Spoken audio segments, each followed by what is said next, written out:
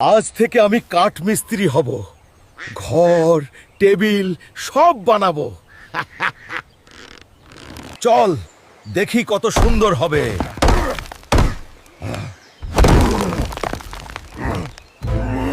Hulk, তুমি কাঠ বানাও না, বরং নষ্ট করো। দেখো চেয়ারও উড়ে যাচ্ছে। এইবার ঠিক হবে।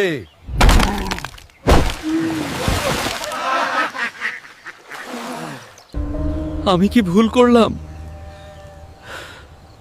আমি তো শুধু সাহায্য করতে চেয়েছিলাম। হাল্ক, তোর কাজ কাঠমিস্ত্রি না, বরং আমাদের কাঠ কাটার মেশিন হ। ঠিক আছে, কাঠ কাটবো। ও কিন্তু আর কিছু বানাতে যাব না।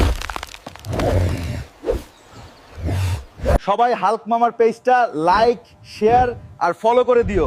নতুন নতুন ভিডিও আসতেছে।